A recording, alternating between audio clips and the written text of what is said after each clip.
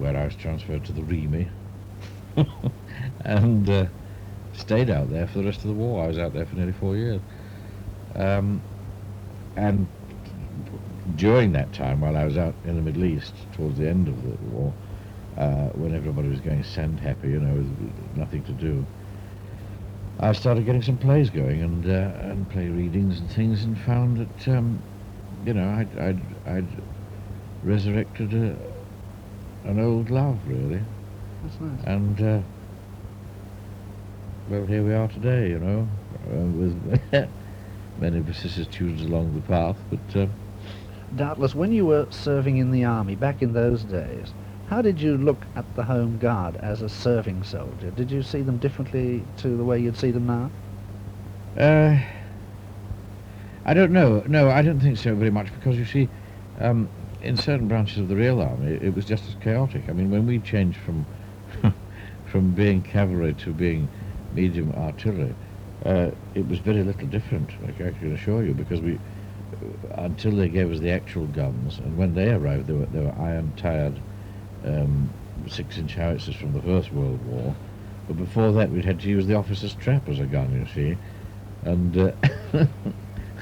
with the shafts down, and loading it with sweeping brushes and all that. I mean, it was just as ridiculous. And somewhere out there in the Midlands, there are two Germans looking at each other at the moment and saying, "Und Hans, yet we lost." How did you first get involved with Dad's army? Well, it was after the Swindler days. You know what I mean by the Swindler days? No, you tell me. I don't. Well, I was with Coronation Street for years. Although was this before I came in the country? I don't know. Yes. 1961. Oh, no. I started with Coronation Street, and I was with it for 4.5 years. Then they peeled me off in the character of Swindler. You should know. I mean, it was all over Australia, and still is, as far as I know. Yes, but we got it years later. Literally years later. And anyway, to cut a long story short, I'd done this character of Swindler for about 6.5 years, and we thought it was time to stop. Both Granada and I thought it was time we'd wrap that one up. So I decided I would go back into the theatre for a year till the heat was off, television-wise, you see. So I did, and but within 9 months, the BBC had offered me this Dad's Army thing, you see. And it was very strange, because it came in a welter of other work. I suddenly had one of those spurts where work was coming in from all sides, and we were sorting it out, what to do and what not to do.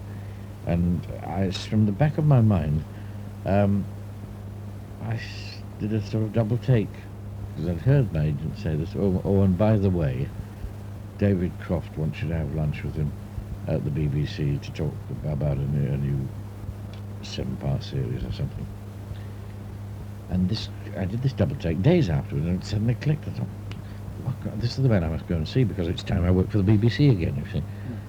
And I went along and saw him and Jimmy Perry, and they said, "We've got this idea. What do you think about it?" So I liked the idea, and then I said, "Who have you got in mind for the rest of the cast?"